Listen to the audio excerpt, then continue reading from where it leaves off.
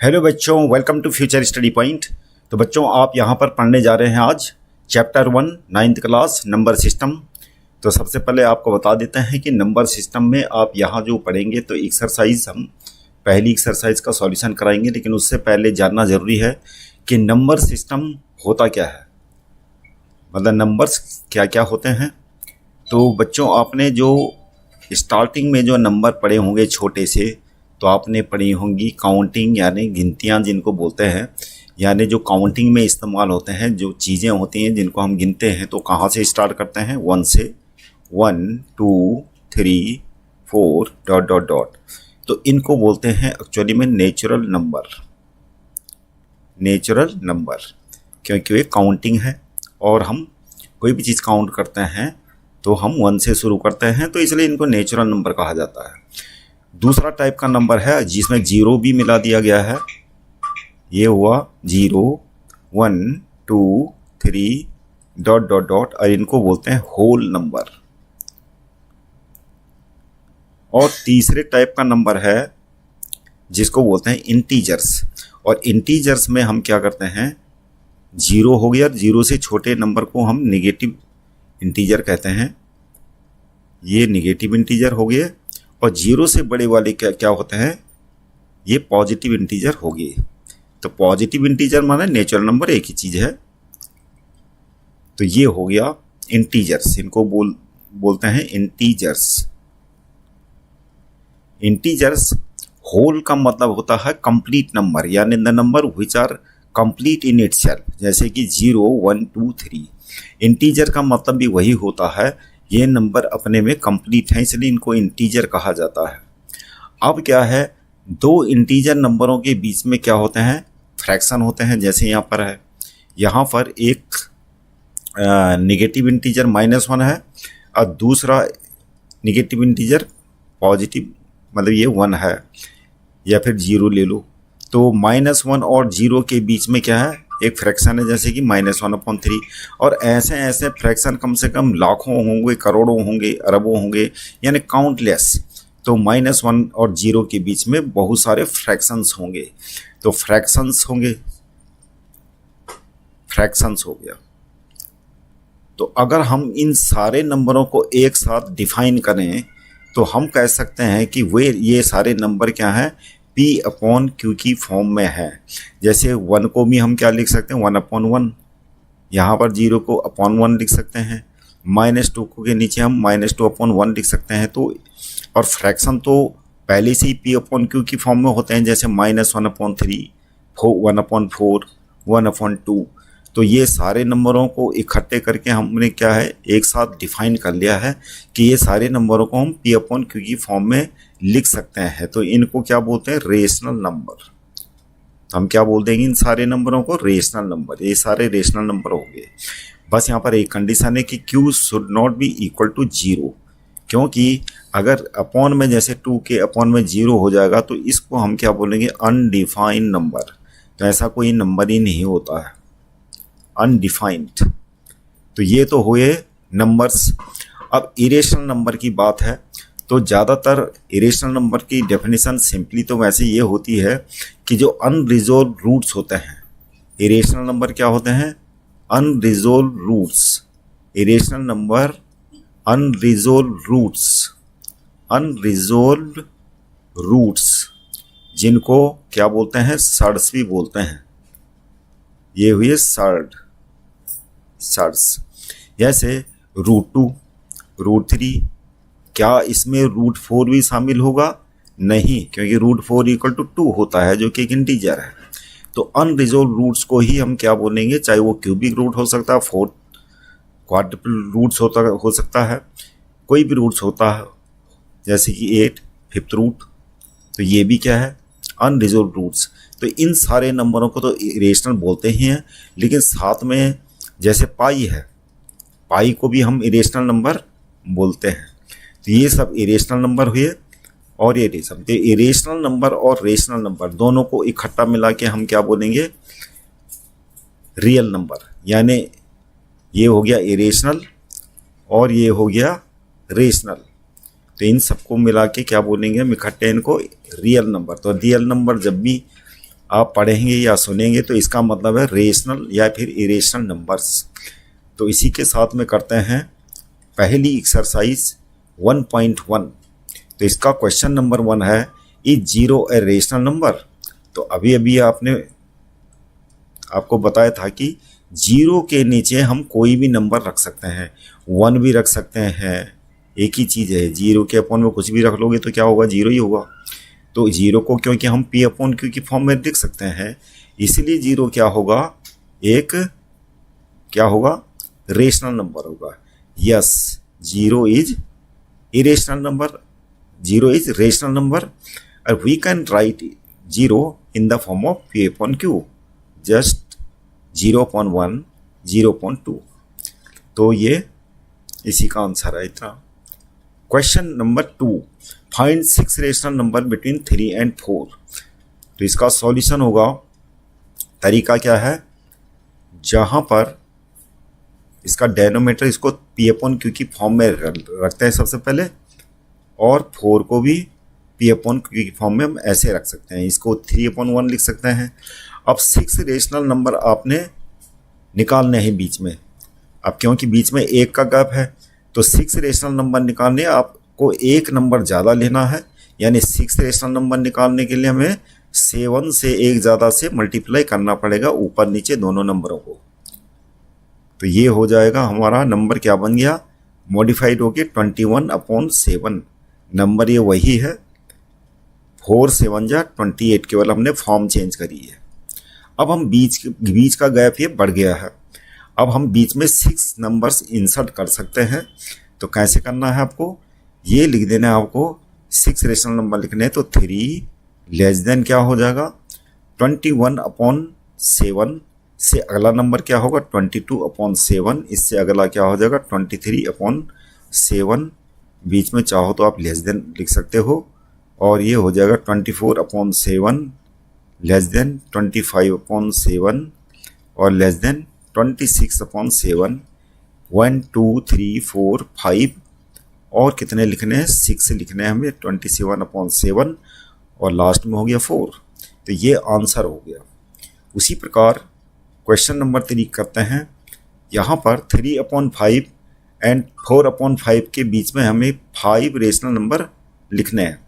तो ये भी क्वेश्चन सेम है, दोनों का डेनोमिनेटर सेम है, और 5 रेशनल नंबर लिखने आप तो 6 से मल्टीप्लाई करना पड़ेगा ऊपर नीचे, और ये आ जाएगा हमारा कितना, 18/30, और 6 4 जा कितना होता है, 24/30। अब लिखते हैं वही, क्या है, 3/5 है, और लेस देन क्या हो जाएगा, इससे अगला नंबर क्या होगा, 19/30, इससे अगला होगा 20/30, इससे अगला होगा 21/30, इससे अगला होगा 20/30, और इससे 1 2 3 4 हो गया, 5 हो गया, 21/30, और लेस देन लास्ट में क्या है, लास्ट में 4/5, जिससे ये लेस होगा। तो ये इसका आंसर हो गया। अगला क्वेश्चन है, state whether the following statement are true और false, give reasons for your answer.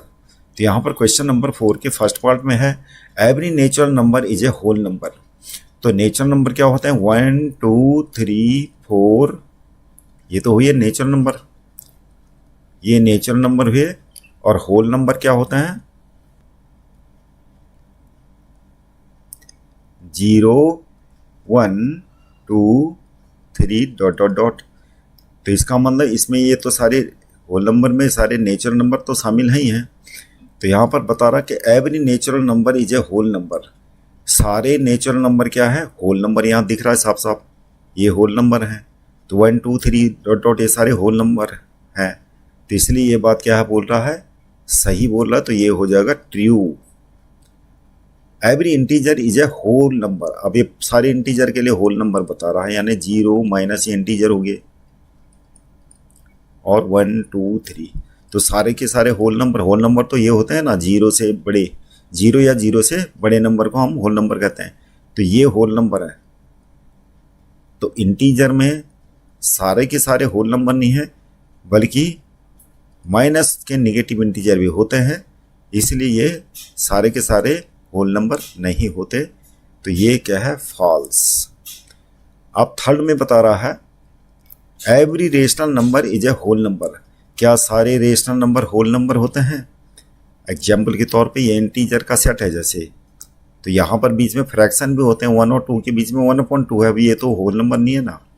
तो एवरी, जबकि ये रेशनल नंबर है, तो fractions are not whole number.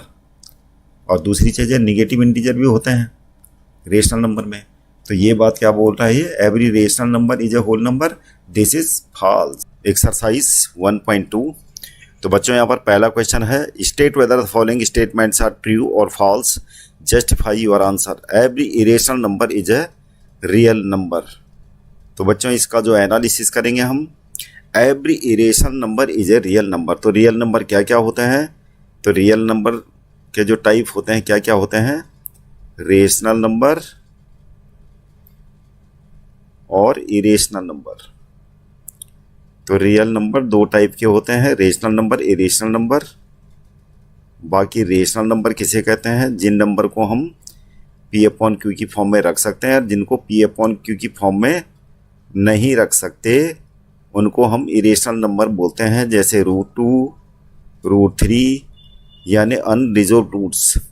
तो यहाँ पर जहाँ तक ये बात कर रहा है every irrational number is a real number, तो सारे के सारे इरेशनल नंबर क्या होते हैं? रियल नंबर होते हैं, क्योंकि इरेशनल नंबर रियल नंबर का एक टाइप है।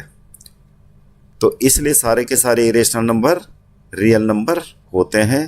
तो ये हमारा क्या हो जाएगा? ट्रू।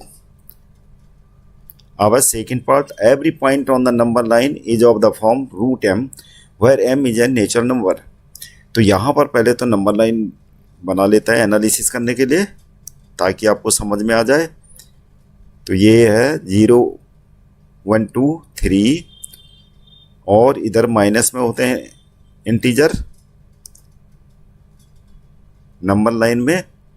तो नंबर लाइन में यहाँ पर जो है रेशनल नंबर भी होते हैं, इरेशनल नंबर भी होते हैं।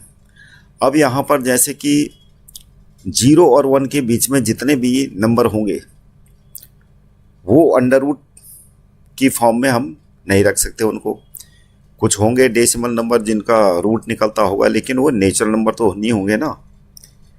तो m नेचुरल नंबर होता है √m। तो ये सारे के सारे आप देख सकते हो कि जैसे -3 है तो √m की फॉर्म में है, नहीं है।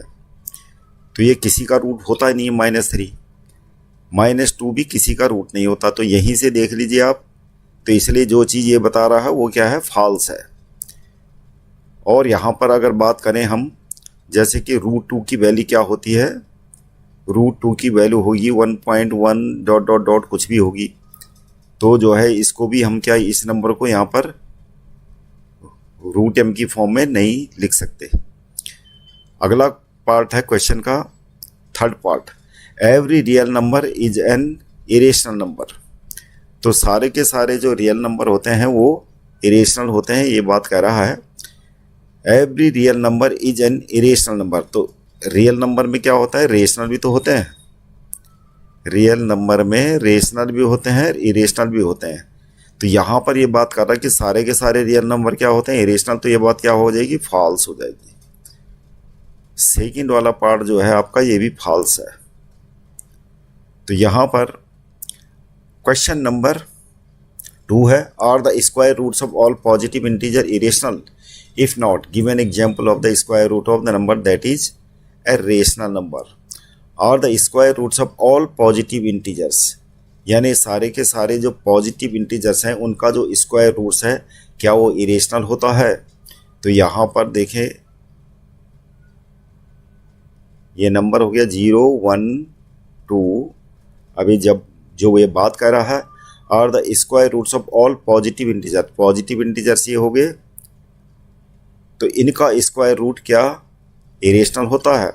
जैसे हम 1 का लेंगे √1, बेशक ये रेशनल है, लेकिन √2 लेंगे तो ये क्या हो जाएगा? इरेशनल हो जाएगा। √3 भी क्या है? इरेशनल। 4 √4 करेंगे तो ये क्या आ जाएगा? ये रेशनल हो गया। तो इसका मतलब सारे के सारे इरेशनल नहीं होते, कुछ रेशनल भी होते हैं, जैसे √4 इक्वल टू 2। तो जस्टिफिकेशन ये हो गया आपका √4 इक्वल टू तो 2 होता है। If not give an example of square root of the number that is a rational. तो ये एग्जाम्पल हो गया कि √4 इक्वल टू 2 होता है। अब करते हैं अगला क्वेश्चन। क्वेश्चन नंबर 3 में ये बता रहा है so how √5 can be represented on number line. तो बच्चों यहाँ पर इसको रिप्रेजेंट करने के लिए आपको पाइथागोरस थ्योरम का इस्तेमाल करना पड़ेगा। तो पाइथागोरस थ्योरम में क्या होता है, कोई राइट ट्रायंगल है ABC और यहाँ पर जो है ये 90 डिग्री का हो गया और ये सबसे बड़ी साइड जो है 90 डिग्री के अपोजिट में, इसको बोलते हैं हाइपोटेन्यूस। ये हो गया बेस और ये हो गया परपेंडिकुलर। तो हमें ये जो है इसको क्लियर करना है, कंसेप्ट जो भी है ये h² equal to b² plus p², और यही फॉर्मूला अप्लाई करना पड़ेगा हमें √5 को रिप्रेजेंट करने के लिए। तो √5 को रिप्रेजेंट करने के लिए सबसे पहले आप नंबर लाइन को ड्रॉ कीजिए और यहाँ पर 0 1 2 3 ... अब √5 को दिखाने के लिए सबसे पहले 2 यूनिट की लेंथ वाली लाइन ड्रॉ कीजिए और इसको मान लीजिए A। अब A से क्या करना है आपको, एक परपेंडिकुलर ड्रॉ करना है आर्क से और यहाँ पर कट करना है 1 यूनिट। 1 यूनिट कहाँ से मेज़र करेंगे हम, यहाँ से। तो 1 यूनिट कट करके A से, यानी कंपास का जो नोक है A में रखनी है और आर्क लगा देना ऐसे, और इस पॉइंट का नाम दे देना B। तो ये जो है OB 0 है ये, या O कह लो, नो प्रॉब्लम। तो यहाँ पर OB जो है क्या होगा, पाइथागोरस के थ्योरम के अकॉर्डिंग क्या हो जाएगा, OB² equal to OA² plus AB²। और OB कितना है, OB आपका ये निकालना है तो A² उधर जाके रूट में चेंज हो जाएगा, OA² प्लस AB²। तो इस प्रकार से OB इक्वल टू कितना आ गया, ये OA कितना है हमारा, OA हमारा ये है 2² प्लस AB कितना है 1²। तो इस प्रकार से ये हो गया 2² मतलब 4 प्लस 1 √5। तो इस प्रकार से OB की लेंथ क्या है, √5 के इक्वल है। तो ये जो है हम इसको नंबर लाइन में कैसे दिखाएंगे, कंपास की नोक को O पे रखकर और हम जो है OB रेडियस का एक आर्क ऐसे नंबर लाइन में लगा देंगे, O को सेंटर मान के। इस प्रकार इस पॉइंट का नाम हो गया, मान लिया सपोज करो कि ये पॉइंट क्या है C। तो इस प्रकार से ये लाइन जो OC है वो क्या है, क्या दिखाएगी, OC जो है, OC यहाँ से यहाँ तक जो है ये √5 को रिप्रेजेंट करेगा। तो C पॉइंट यहाँ पे √5 को रिप्रेजेंट करेगा। तो इस प्रकार से ये आ गया। अब करते हैं अगला क्वेश्चन। अगले क्वेश्चन में क्लासरूम एक्टिविटी है और आपको ये क्लासरूम एक्टिविटी बनानी है। आपको इसमें जो है कंस्ट्रक्शन करना आपको स्क्वायर रूट स्पाइरल का। तो जैसे ये फिगर में दिख रहा है ऐसे ही बनाना आपको। तो इसके लिए आपको क्या करना है, एक नंबर लाइन ऐसे ड्रॉ कर देनी है और नंबर लाइन में ये हो गया 0 1 2। और सबसे पहले हम यहाँ पर पाइथागोरस थ्योरम को ध्यान में रखते हुए यहाँ पर 1 वाला जो पॉइंट है यहाँ से परपेंडिकुलर ड्रॉ कर देंगे और ये जो 0 है 0 वाले पॉइंट से मिला देंगे इसको। ये 1 यूनिट हो गई और ये भी 1 यूनिट है। तो ये कितना दिखाएगा, 1² प्लस 1² यानी √2। और इस प्रकार परपेंडिकुलर ड्रॉ करते रहना हमको। ये परपेंडिकुलर आपने 1 यूनिट का ही बनाना है और ये 1 यूनिट का होगा। तो ये वाली जो लाइन होगी ये क्या हो जाएगा, √2 का स्क्वायर प्लस 1² कितना हो गया, ये √3। और इस प्रकार आपको 1 यूनिट के परपेंडिकुलर ड्रॉ करते रहना है। अब ये क्या है, ये ड्रॉ कर देने, ये √3 हो गया और ये 1 यूनिट आपने परपेंडिकुलर ड्रॉ कर दिया और यहाँ पर वो उसे मिलाते रहना है। और ये आपके हाइपोटेन्यूज जो राइट ट्रायंगल बन रहे हैं, तो ये बन जाएगा आपका ये वाली लाइन ओ से, और ये वाली ये हो जाएगा हमारा √3 का स्क्वायर प्लस 1 स्क्वायर, यानी कितना हो गया ये हो जाएगा हमारा √4 मतलब 2। और फिर इसमें एक परपेंडिकुलर ड्रॉ करेंगे और परपेंडिकुलर ड्रॉ करके फिर ये हो जाएगा। तो परपेंडिकुलर हर बार आपने 1 यूनिट का ही लेना है। तो √4 का स्क्वायर प्लस 1 स्क्वायर कितना हो जाएगा, 2 का स्क्वायर यानी 4 यानी √5, ये √5 आ जाएगा। इस प्रकार से फिर परपेंडिकुलर ड्रॉ करेंगे और फिर इसको मिला देंगे। अब की बार क्या होगा, √5 का स्क्वायर प्लस 2 स्क्वायर, तो कितना हो जाएगा, √5 का स्क्वायर यानी 5, और ये क्या हो गया 1 स्क्वायर, तो क्या हो जाएगा √6। ये वाली लाइन √6। इस प्रकार से आप ये ऐसे स्पाइरल आ जाएगा शेप का, आपका स्पाइरल शेप का शेप आ जाएगा ऐसे ये ड्रॉ करते करते इस टाइप से। तो बच्चों, अगर आपने ये चैनल सब्सक्राइब नहीं करा अभी तक, तो चैनल को सब्सक्राइब कीजिए, लाइक कीजिए, शेयर कीजिए। Thank you very much for watching this video.